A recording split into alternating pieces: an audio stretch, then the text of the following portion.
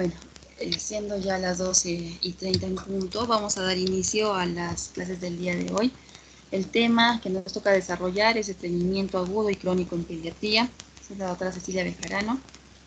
Y bueno, los objetivos de nuestra clase son conocer la definición de fisiopatología, cuadro clínico, diagnóstico y tratamiento del estreñimiento, realizar el diagnóstico diferencial de estreñimiento funcional y orgánico utilizando los criterios de Roma 4 y las guías NICE para el tratamiento adecuado del niño, promover la valoración del niño como una unidad biopsicosocial, incentivando la prevención del estreñimiento mediante la educación e integración de la familia en la solución del problema.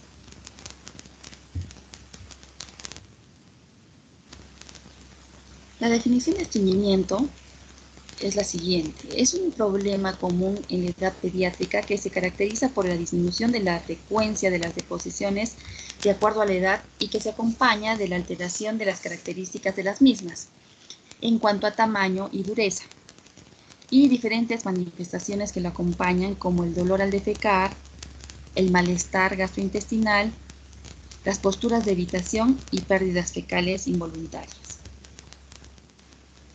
El hábito defecatorio normal varía con la edad, especialmente por debajo de los 4 años. Es así que el promedio de deposiciones en un recién nacido es de 4 a 6 veces al día, siendo menor en los que toman fórmulas de lactantes. En un recién nacido con lactancia materna exclusiva puede realizar una deposición líquida, semilíquida o grumosa tras cada toma. Esto se da por el reflejo gastrocólico y defecar hasta en 10 a 12 oportunidades al día, sin que esto represente que está cursando con un cuadro de diarrea. Algunos lactantes de 3 a 4 meses, independientemente del tipo de alimentación, defecan 2 veces al día, mientras que otros lo hacen cada 3 a 5 días, pero con una consistencia blanda y sin esfuerzo defecatorio. Entonces, esto, a partir de los 3 meses, viene a ser un cambio fisiológico, ¿no?, en los lactantes de esta edad, sin que ello represente un estreñimiento, porque las deposiciones son de consistencia blanda y sin esfuerzo defecatorio. Con la edad va disminuyendo la frecuencia de las deposiciones. Es así que para los 2 años de edad la frecuencia media es de 2 veces al día. La media a los 4 años es de 1 a 2 veces al día y posteriormente el hábito defecatorio es semejante al de un adulto, es decir, que suele ser de 3 veces al día a 3 veces a la semana. Entonces, en la clasificación de estreñimiento tenemos el estreñimiento agudo, el estreñimiento crónico cuando es más de 8 semanas, el estreñimiento funcional, que es el estreñimiento que se presenta en la mayoría de los casos, un 95% de los casos, y el estreñimiento crónico, el orgánico, que representa el 5%. Y este es por una base orgánica, como su nombre lo dice, ¿no? En cuanto a la epidemiología, tenemos que el 3% de las consultas en pediatría general y entre el 10 al 25% de las atenciones de gastroenterología pediátrica se deben al estreñimiento crónico. La prevalencia media del estreñimiento funcional en niños va desde el 12% al 14%, sin diferencia estadísticamente significativa en cuanto al sexo, los antecedentes socioeconómicos o influencias culturales. La incidencia máxima de estreñimiento ocurre en el momento de control de esfínteres, sin diferencias tampoco en los diferentes estudios que se han realizado en cuanto al sexo. Están distribuidos equitativamente entre las diferentes clases sociales y en relación con el tamaño de la familia, posición ordinal del niño o en la familia o la edad de los padres. Los niños con estreñimiento tienen tasas más altas de incontinencia fecal que las niñas. La defecación inicia con el llenado fecal del recto, que incita al reflejo de relajación del esfínter anal interno. El individuo lo percibe y responde con la contracción voluntaria del esfínter anal externo, ¿no? Entonces, la continencia fecal se mantiene de esta manera hasta que puede ir a los servicios higiénicos, ¿no? Para defecar, el esfínter anal externo y los músculos puborectales se relajan. La acción de pujar, que viene a ser la maniobra de Valsalva, eleva la presión intraabdominal y las contracciones del recto, expulsando el bolo fecal. Y es así que en condiciones normales el epitelio sensorial de la región anorrectal informa al individuo las características físicas del contenido, si el contenido fecal es sólido, líquido o se trata de un gas. El colon almacena y deseca las heces líquidas que recibe el ileum. El principal estímulo para las contracciones propulsoras del colon es el reflejo gastrocólico, desencadenado por el acto de comer. Y es así que les estaba explicando, ¿no?, que en los recién nacidos, que este reflejo está mucho más inmaduro, ¿no? En cuanto lactan, de inmediato defecan, ¿no? Y es así por eso que las 12 o 10 veces que se alimenta el recién nacido, defeca, ¿no? Puede defecar, en algunos casos cuando están sobre todo con lactancia materna exclusiva. Entonces, el contenido nutricional que llega al colon influye en la consistencia de las heces y en la frecuencia de la defecación. El estreñimiento es favorecido por dietas bajas en fibra, con poco líquido y por pérdida de mayores de cantidades de líquidos, ¿no? Como por ejemplo el exceso de sudoración, cuando se encuentran los pequeñitos, sobre todo los pequeñitos que se encuentran con un cuadro febril, ¿no? Y ustedes saben que cuando aumenta la temperatura corporal, ¿no?, el pequeñito también aumenta los requerimientos de líquidos, que ya hemos visto en la clase de diarrea eso, ¿no? El peso de las heces está en función de la cantidad de la fibra ingerida. Las heces más voluminosas se expulsan con mayor frecuencia. El tránsito por el tubo gastrointestinal es más rápido cuando se consumen fibras, justamente por el motivo anterior que hemos mencionado. Es así que el tiempo de tránsito en los lactantes de 1 a 3 meses es de aproximadamente 8.5 horas. Es de 16 horas en el lactante mayor y este tiempo aumenta con la edad y es así que es de 24 horas a los 10 años y en los adultos es de 30 a 48 horas. Entonces esto es importante recordarlo, ¿no? Que con el transcurso de la edad va variando también el tránsito intestinal. La disminución de la actividad física o sedentarismo predispone al estreñimiento. Y es así que en la actualidad, como los pequeñitos ya no están yendo al colegio, donde ustedes saben que en el recreo, durante el curso de educación física, hacen bastante actividad, esto está condicionando que el estreñimiento en estos tiempos de pandemia por el sedentarismo que provoca la misma pandemia al estar en la casa, ¿no? Ha aumentado muchísimo la tasa, la frecuencia del estreñimiento. Y es así que están acudiendo por emergencia muchos pequeñitos, incluso con impactación fecal. Hay varios que incluso simulaban y han sido referidos a nuestro hospital y llegan con el diagnóstico de síndrome doloroso abdominal, tumoración abdominal, ¿no? Y en realidad se palpan unas masas que semejan tumores enormes. Y en el momento de realizar el tacto rectal y hacerle los estudios correspondientes, nos encontramos con que es una gran masa de material fecal. Y están llegando bastantes pequeñitos por emergencia con este diagnóstico de estreñimiento, ¿no? Con dolor abdominal, muchas veces incluso con intolerancia oral, distensión abdominal, semejando cuadros quirúrgicos o tumoraciones intraabdominales, y se trata de estreñimiento. Ha aumentado bastante el estreñimiento ahora con el sedentarismo por la pandemia, ¿no? El estrés y los cambios funcionales pueden alterar también la frecuencia de las evacuaciones, ¿no?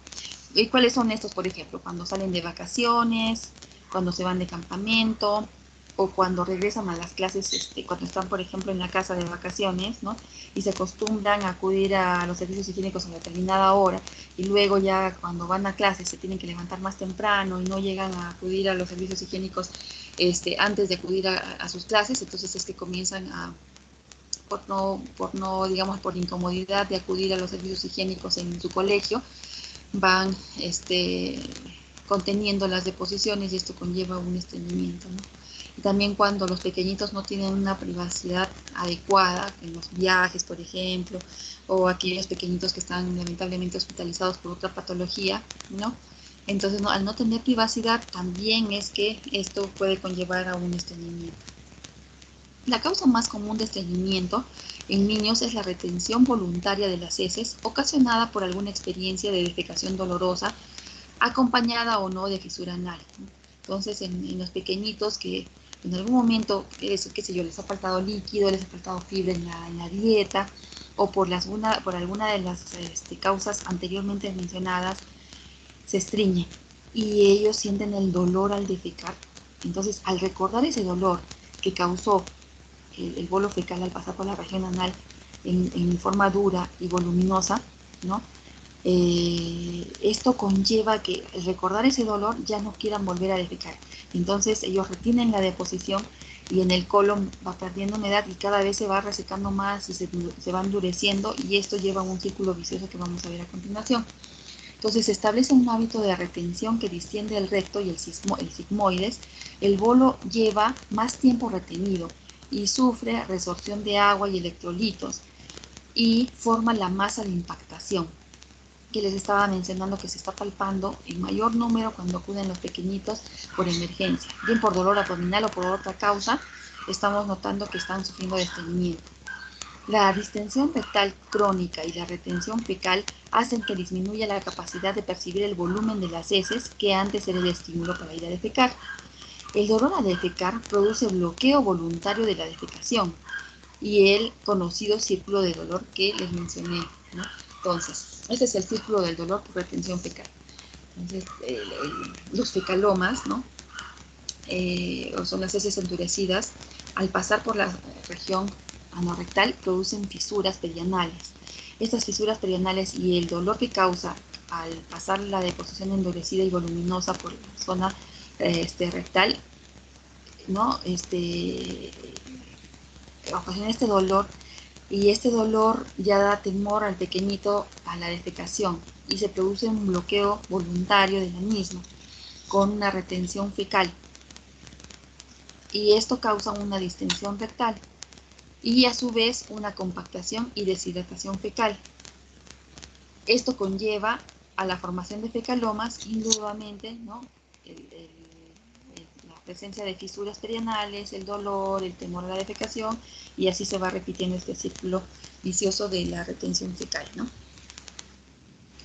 Los agentes o medicamentos, es bueno que recordemos, relacionados al estreñimiento en niños, son los agentes antiinflamatorios no esteroideos, los anestésicos, analgésicos, narcóticos y opiáceos, anticonvulsivos y tratamiento con dieta cetógena de las convulsiones, los antipsicóticos, que en los niños mayorcitos o que sufren de depresión también se pueden utilizar los antidepresivos, el bario, ¿no? Cuando se va a realizar una radiografía de intestino con contraste, los bloqueadores de canales de calcio, como el verapamil, los fármacos colinérgicos y simpaticomiméticos, los fármacos que disminuyen la motilidad intestinal, los minerales como el aluminio, el calcio, el hierro, el plomo, el mercurio, arsénico y el bismuto, por ejemplo, ¿no? Entonces, los factores favorecedores de episodios agudos de estreñimiento serían el inicio de la alimentación con fórmulas, la dieta pobre en fibra, poco aporte de líquidos, el exceso de lácteos en la dieta, un ayuno prolongado, las enfermedades intercurrentes, la fiebre, la inmovilidad o sedentarismo, la retirada del pañal, el inicio de la escolarización, las lesiones anorrectales o fisuras. En cuanto al estreñimiento de diagnóstico, ¿no? Él mismo se basa en la historia clínica y en el examen físico.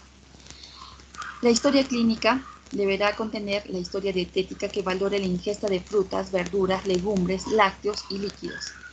La anamnesis dirigida en la que se describen las características de las heces. Las características que se deben consignar en la historia son la frecuencia, volumen, consistencia.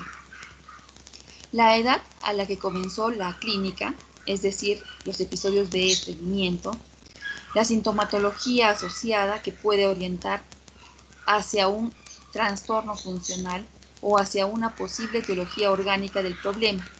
A veces el único motivo de consulta es el dolor abdominal recurrente, que suele ser periumbilical. La existencia o no de trastornos miccionales como la enuresis, infección urinaria y disuria, que muchas veces son provocados por episodios de estreñimiento. Los pacientes, sobre todo que tienen estreñimiento crónico, pueden sufrir de estas patologías, tanto enuresis, infección urinaria y disuria. Antecedentes personales como el retraso de la eliminación de meconio, más de 48 horas, o la existencia de patología extradigestiva, especialmente urinaria y respiratoria, la atopía y toma de fármacos son importantes. Los antecedentes familiares, como por ejemplo la existencia de patología autoinmune, el estreñimiento, enfermedad de Hirschsprung o alergias. En cuanto a la exploración física, es importante la exploración abdominal en forma completa, buscando la existencia de distensión y fecalomas palpables. Es importante también la exploración anal, con el cuidado correspondiente de acuerdo a la edad. También el examen lumbrosacro para la exploración del sacro y la región glútea, anomalías en el raquis y o fístulas. La exploración neurológica que incluye la marcha, el desarrollo psicomotor, la inervación de las piernas, el reflejo cremasteriano, la tos, los reflejos cutáneos perianales y la contracción voluntaria del esfínter externo. Entonces, para llegar a un diagnóstico adecuado del estreñimiento se recomienda usar los criterios de Roma. Acá tenemos el resumen, ¿no?, donde se consideran los trastornos funcionales, dentro de ellos la constipación funcional, ¿no? Y los criterios diagnósticos para el estreñimiento funcional de Roma 4, ¿no?, incluyen 2 o más de los siguientes criterios, al menos una vez por semana, por lo menos un mes, sin criterios suficientes para el diagnóstico de síndrome de colon irritable. Primero, 2 o menos deposiciones a la semana en un niño mayor de 4 años. Segundo, al menos un episodio de incontinencia fecal por semana. Tercero, posturas retentivas y comportamiento de evitación de defecación dolorosa, es decir, retención excesiva de heces. Cuarto, antecedente de evacuaciones intestinales dolorosas o endurecidas. Quinto, presencia de una gran masa fecal en el recto. Sexto, historial de heces de gran diámetro que pueden obstruir el inodoro. Después de una evaluación apropiada, los síntomas no pueden explicarse por otra condición médica. Entonces, para los lactantes y niños menores de 4 años de edad, los criterios de Roma 4 se dan por la presencia durante al menos un mes de 2 o más de las siguientes características. 1. 2 o menos defecaciones por semana. 2. Al menos un episodio a la semana de incontinencia fecal, después de ya haber adquirido los hábitos higiénicos. Tercero, la historia de retención fecal excesiva. Cuarto, defecación dolorosa o expulsión de heces duras. Quinto, heces de gran diámetro en el recto o palpables a nivel abdominal. Sexto, historia de heces grandes que incluso pueden obstruir el inodoro. Los signos y síntomas de alarma deben usarse para identificar una enfermedad subyacente responsable del estreñimiento. Si solo está presente un criterio de Roma y el diagnóstico de estreñimiento crónico es incierto, un examen digital del ano o recto puede confirmar el diagnóstico y excluir condiciones médicas subyacentes. Es importante también que nosotros entonces conozcamos la guía NICE de estreñimiento en niños y gente joven, ¿no?, para el manejo diagnóstico basado en la historia clínica, patrón de deposiciones y síntomas clínicos de tensión en el primer y segundo nivel. Para ello es importante que nosotros conozcamos la escala de heces de Bristol, ¿no? En primer lugar tenemos los trozos duros separados como nueces o excrementos de oveja que pasan con dificultad. 2. Como la salchicha compuesta de fragmentos, ¿no?, tal como está en la figura. 3. Con forma de morcilla con grietas en la superficie. 4. Como la salchicha o serpiente lisa y blanda. 5.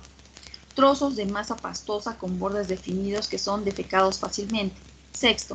Fragmentos blandos y esponjosos con bordes irregulares y consistencia pastosa. 7. Acuosa sin pedazos sólidos, totalmente líquidos, ¿no? Entonces, esa es la escala de heces de Bristol que nos va a ayudar para el diagnóstico utilizando la guía NICE.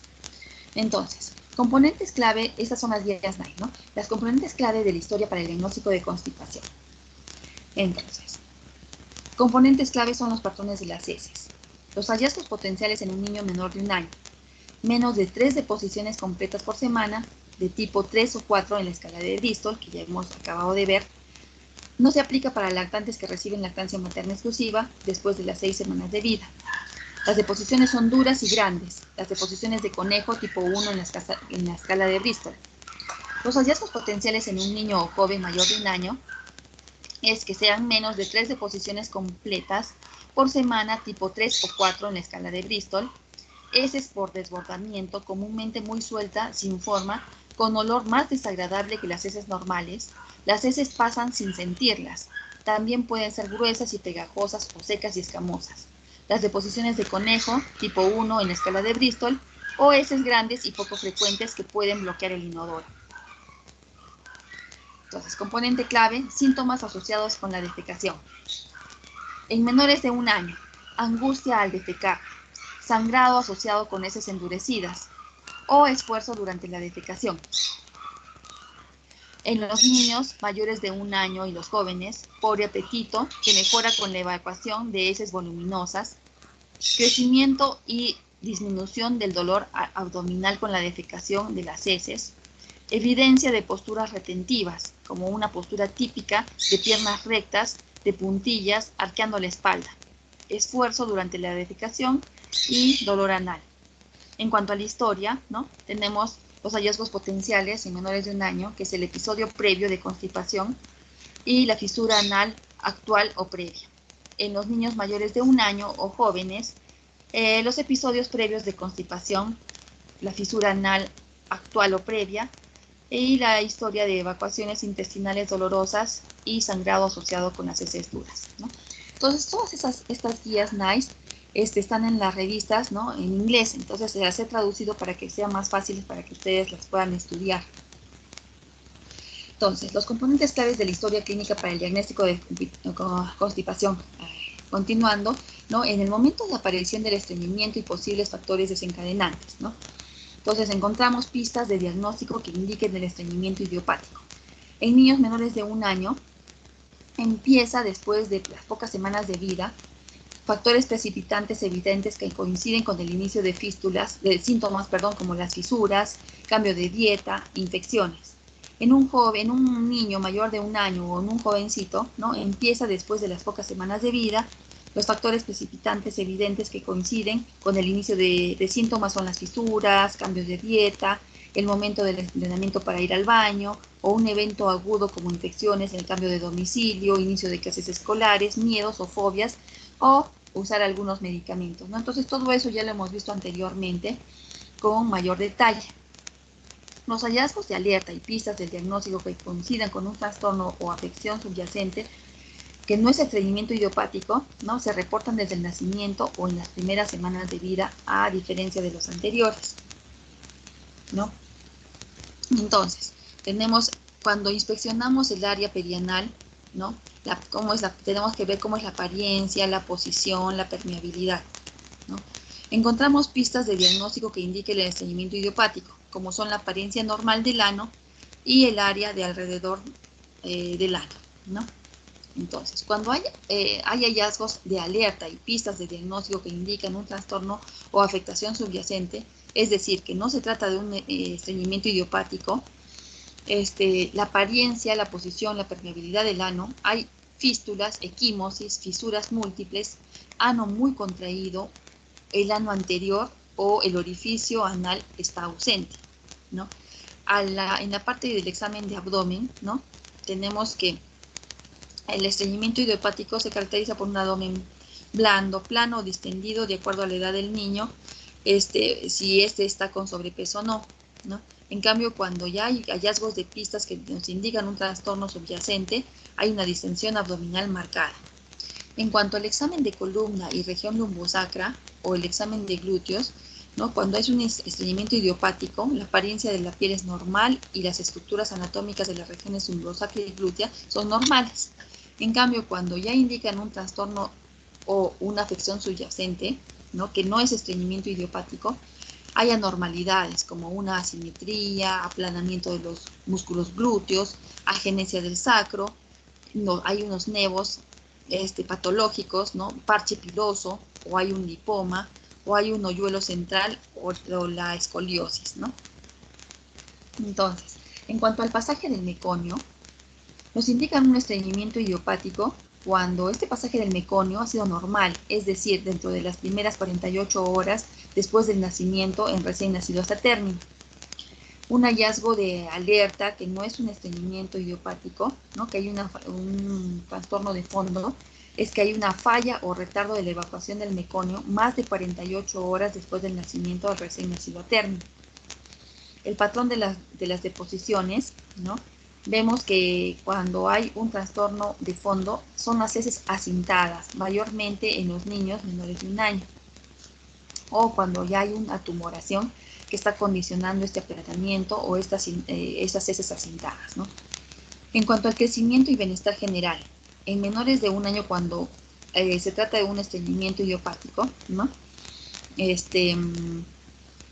Generalmente el estudio de este crecimiento, ¿no? y bienestar está adecuado, con peso y talla dentro de los límites normales. En los niños mayores de 1 año generalmente está, en forma general, se les ve bien, con un peso y una talla dentro de lo normal, saludables y activos. En cambio, cuando ya hay signos de alarma, ¿no? Las pistas de diagnóstico de un trastorno o afección subyacente, ¿no? Mayormente signos de alarma no encontramos, pero hay que vigilar signos de descompensación que se pueden presentar en cualquier momento. Síntomas en miembros inferiores y desarrollo locomotor, ¿no? Entonces, en el caso de un diagnóstico que indique un estreñimiento idiopático, no hay problemas neurológicos en miembros inferiores y en el desarrollo psicomotor se encuentra dentro de lo normal. En cambio, cuando ya tenemos una afectación que no es estreñimiento idiopático, ¿no? hay una debilidad en miembros inferiores y un retardo locomotor. En cuanto al examen de abdomen, ¿no? Tenemos que cuando hay un trastorno subyacente, la distensión abdominal se acompaña de vómitos. En el examen neuromuscular de miembros inferiores, incluyendo tono y fuerza, ¿no? En el estreñimiento idiopático hay una marcha normal, tono y fuerza conservados en miembros inferiores. En cambio, cuando hay un estreñimiento de una causa idiopática, o mejor dicho, un trastorno de fondo, hay una deformación de los miembros inferiores, signos neuromusculares, anormalidades inexplicados por alguna condición existente como parálisis cerebral. ¿No? Y en cuanto al examen neuromuscular de los miembros inferiores, los reflejos hay que realizarlos solo si es que hay signos de alarma, ¿no? En el diagnóstico o en el examen físico, o sugerentes del inicio de deterioro neurológico. Entonces, encontramos que cuando hay pistas de un diagnóstico que indica un estreñimiento idiopático, están los reflejos presentes y normales. En cambio, cuando hay una afectación subyacente o un trastorno subyacente, los reflejos son anormales. En cuanto a los exámenes auxiliares, los pacientes que cumplen con los criterios de Roma 4, que ya los hemos visto bien, para el estreñimiento funcional no requieren en general pruebas de diagnóstico. Los estudios auxiliares se reservan para los casos en los cuales el interrogatorio o la exploración física revelan datos de alarma. Para pacientes refractarios o un tratamiento convencional adecuado, tenemos por ejemplo la radiografía simple de abdomen, se puede utilizar solo si se sospecha la impactación fecal y el examen físico no es confiable o no es posible. No se recomiendan las pruebas de alergia de rutina para la alergia a la proteína de leche de vaca en niños con estreñimiento en ausencia de síntomas de alarma. No se recomiendan las pruebas de laboratorio para detectar hipotiroidismo, enfermedad celíaca e hipercalcemia en niños con estreñimiento en ausencia de signos o síntomas de alarma, ¿no? Entonces ya sabemos las características clínicas que presentan los pequeñitos con hipotiroidismo, por ejemplo, ¿no? Entonces, si es que tenemos alguno de estos síntomas y aparte el estreñimiento, entonces ahí sí tendríamos que dirigir las pruebas para descartar hipotiroidismo, ¿no? La principal indicación para realizar la manometría no rectal es la evaluación del estreñimiento intratable. Es para evaluar la presencia de reflejo inhibitorio rectoanal. La biopsia rectal es el estándar de oro para diagnosticar la enfermedad de Hirschsprung. Un enema de bario no debe usarse como una herramienta de diagnóstico inicial para la evaluación del estreñimiento crónico. Entonces, los signos y síntomas sugestivos de estreñimiento funcional son el inicio del estreñimiento tras un periodo libre del mismo, antecedentes de un factor precipitante, por ejemplo, los cambios de patrones alimentarios, el inicio de la lactancia artificial, la alimentación complementaria, aprendizaje inadecuado del control de esfínteres, situaciones emocionales estresantes, posturas retentivas y temor a la defecación, incontinencia fecal retentiva, de síntomas y signos de alarma. Entonces, los signos de alarma potenciales en la constipación vendrían a ser el pasaje de meconio, digamos que se presenta después de las 48 horas en un neonato a término. La constipación que inicie en el primer mes de vida. Historia familiar de enfermedad de Hirschsprung, cuando encontramos unas heces acintadas, cuando las heces, o mejor dicho, si se rodean de sangre, cuando la sangre en las heces, en ausencia de fisuras anales, está presente, ¿no? La falla para mejorar con el tratamiento o los vómitos biliosos. Entonces, seguimos con los signos de alarma, que son la distensión abdominal severa, glándula tiroides anormal, posición anormal del ano, ausencia de reflejos anal o cremasterico, la disminución de los reflejos del tono y la fuerza de miembros inferiores, el hoyuelo sacro, un mechón de pelo en la columna vertebral en la parte final de la misma, en la parte de abajo, la desviación de la hendidura glútea, las cicatrices anales también. Entonces, es importante recordar en el tratamiento que el 50% de los niños que reciben tratamiento y son seguidos durante 6 a 12 meses se recuperaron y fueron retirados los lactantes con éxito. La educación es tan importante como la terapia médica y debe incluir asesoramiento a las familias para reconocer las conductas de retención y utilizar intervenciones conductuales como ir al baño con regularidad, usar diarios para rastrear las deposiciones y sistemas de recompensa para las evacuaciones exitosas. Se recomienda una ingesta normal de fibra para la edad y consumo adecuado de líquidos, mientras que la adición de prebióticos y probióticos al régimen actualmente requiere mayores estudios de eficacia o de evidencia. Evitar la ingesta excesiva de lácteos, especialmente del queso, ¿no? Seguimos con el tratamiento. Se debe disponer de tiempo después de las comidas para ir al baño y poder defecar sin prisa, evitando la lectura y otros entretenimientos.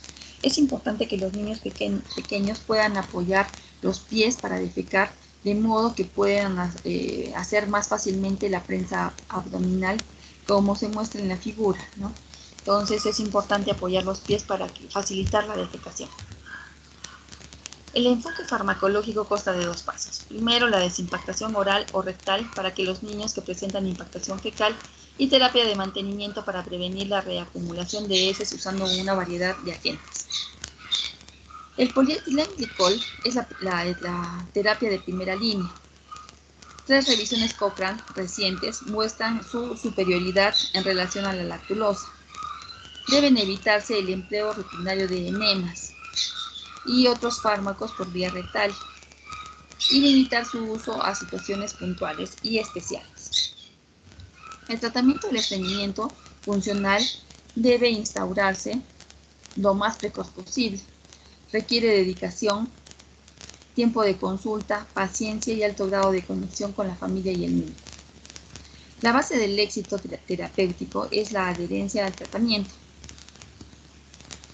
Deben evitarse el empleo rutinario de enemas y otros fármacos por vía rectal y limitar su uso a situaciones puntuales.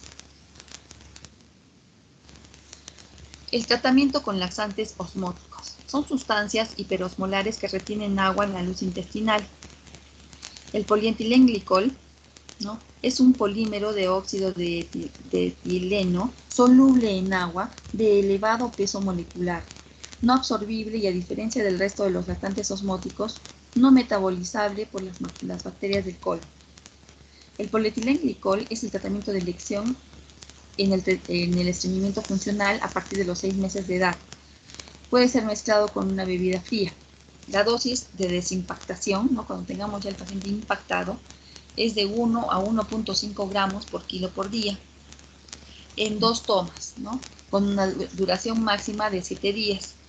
En cambio, la dosis de mantenimiento es mucho menor, es de 0.2 a 0.8 gramos por kilo por día, en 1 o 2 dosis al día, siendo como dosis máxima 100 gramos por día. Los efectos secundarios vendrían a ser el dolor abdominal, la diarrea y la distensión abdominal, ¿no?, si no lo administramos en forma adecuada sobre todo. Por otro lado, la lactulosa y lactitol. Son azúcares sintéticos no absorbibles en el intestino delgado, cuya fermentación por las bacterias del colon origina ácidos orgánicos que atrapan agua en la luz intestinal y una cantidad importante de gases responsables del meteorismo y flatulencia. Su uso continuado puede acompañarse de pérdida de la eficiencia o eficacia. La dosis de desimpactación en mayores de 2 años es de 1 a 4 mililitros por kilo por día, de 1 a 3 dosis al día. Y el mantenimiento en mayores de 1 año es de 1 a 2 mililitros por kilo por 3 dosis. La dosis máxima son 30 mililitros al día. En cuanto a los laxantes lubricantes, el aceite mineral, tenemos las sustancias oleosas o absorbibles que ablandan la masa fecal y la lubrica. El problema es que tienen mal sabor y la posibilidad de interferir con la absorción de las otras grasas y vitaminas liposolubles si se emplea durante periodos prolongados. Se recomienda su ingesta fuera de las comidas, alejada de la misma al menos 2 horas. De 1 a 18 años la dosis es de 1 a 3 mililitros por kilo por día, máximo 90 mililitros por día. En cuanto a las sustancias estimulantes, provocan un aumento de las contracciones peristálticas del colon, como son las sales de magnesio. Deben ser usadas con precaución en menores de 1 año de edad. La dosis es de 2 a 5 años es de 0.4 a 1.2 gramos por día. De 6 a 11 años es 1.2 a 2.4 gramos por día. Y de 12 a 18 años es de 2.4 a 4.8 gramos por día. En cuanto a los laxantes estimulantes, tenemos también los enócidos y el besacodilo.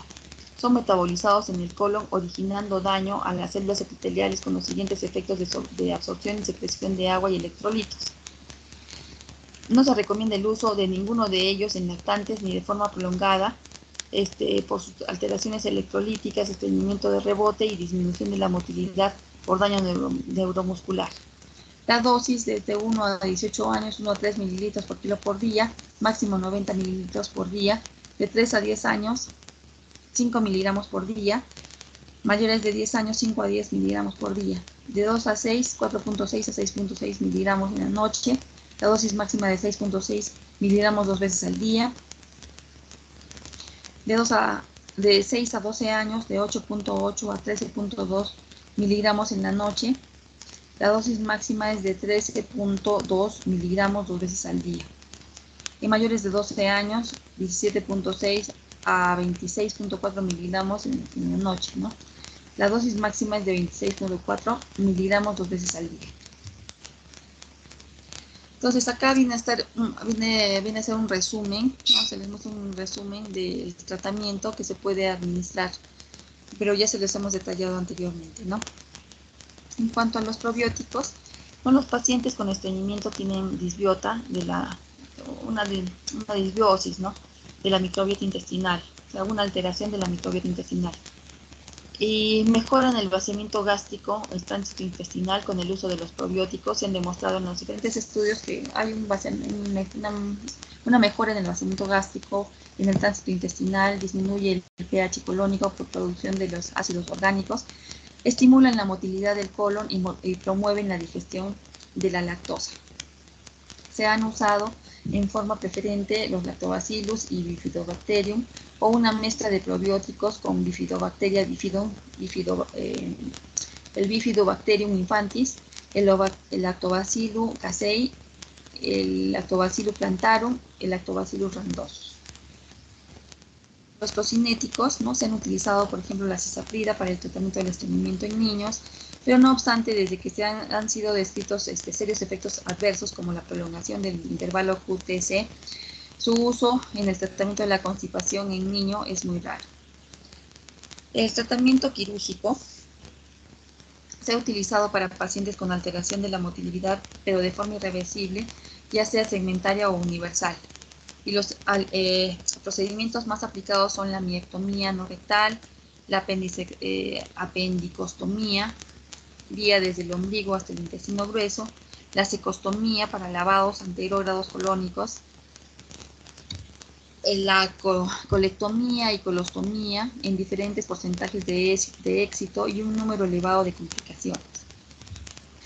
Entonces acá tenemos, ¿no?, un flocograma que desde que acude el pequeñito por emergencia o por consultorio externo, ¿no? Lo que tenemos que ir evaluando, ¿no? Es que llega el paciente con estreñimiento, ¿no? Tenemos que evaluar los síntomas de alarma, ¿no?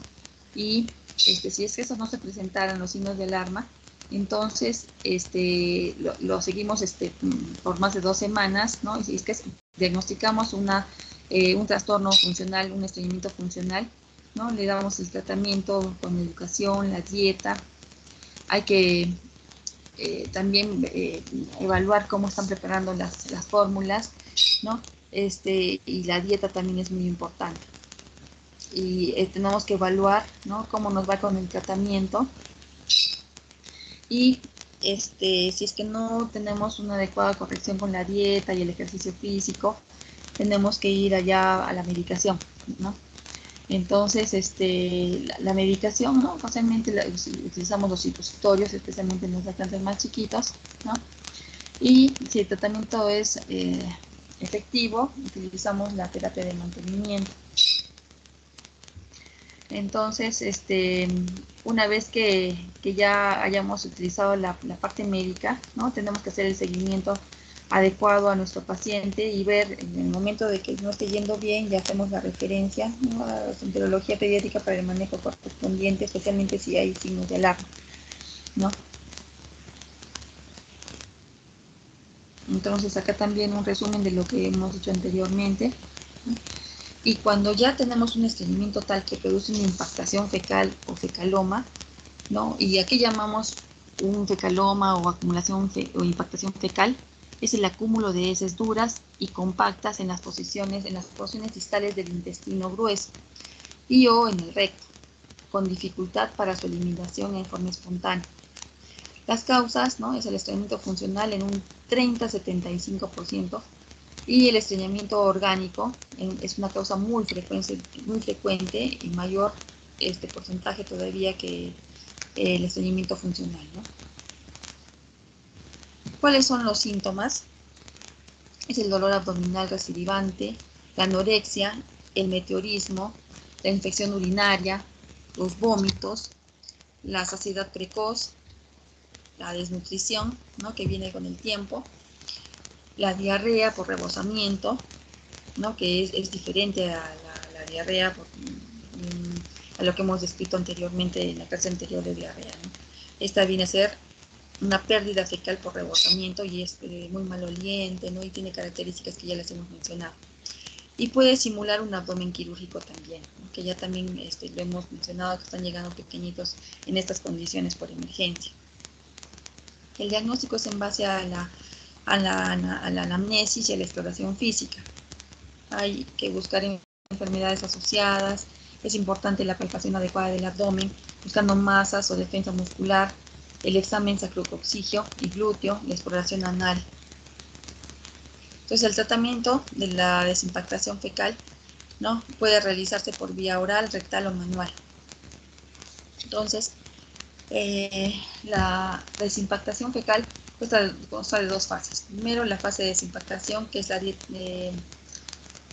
se administra una dieta pobre o ausente de fibra, ingesta abundante de líquidos. La duración es variable desde 3 días en los casos leves y hasta 7 a 10 días en los casos graves. Tiene como objetivo el vaciado completo del colon sin heces residuales y comenzar el tratamiento de mantenimiento sin haber logrado, no se debe comenzar el tratamiento de mantenimiento sin haber logrado la desimpactación total, porque produce un fracaso y recaídas.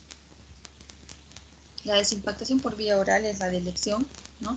Y se realiza con el polietilenglicol, logrando la desimpactación en el 90% de los niños. Cuando hay intolerancia al polietilenglicol, se usa la lactulosa en mayores de 2 años, el lactitol en niños de 6 a 12 años, de 10 a 30 gramos por día en 2 o 3 dosis. Entonces, la desimpactación rectal, nosotros encontramos una gran masa rectosigmoidea, ¿no? Y es importante fragmentar la masa fecal primero, ¿no? Muchas veces hay una intolerancia oral, ¿no? Entonces, es importante recordar que no utilizamos enemas para mantenimiento por riesgo de lesión traumática. Los enemas de suero salino se pueden poner 1 o 2 veces al día, ¿no? El volumen que vamos a administrar es de 0 a 6 meses, 120 a 150 mililitros. De 6 meses a 18 meses, 150 a 250 mililitros. De 18 meses a 5 años, 250 a 300 mililitros. Y de 5 años a los 18 años, 480 o 720 mililitros, ¿no? Es de acuerdo a la edad, la cantidad de enema que tenemos que administrar. Entonces, los enemas de fosfatos hipertónicos no se administran en menores de 2 años. Debe expulsarse al menos en 5 minutos. No utilizarlo más de 5 días seguidos por riesgo a trastorno hidroelectrolítico. Está contraindicado los enemas de agua corriente, hierbas, jabones. Supositorios de glicerina y bisalcodilo no son efectivos en la hidratación fecal. Los supositorios de glicerina no son efectivos para desinfectar. ¿Cuáles son las alteraciones anorrectales que tenemos que tener en cuenta?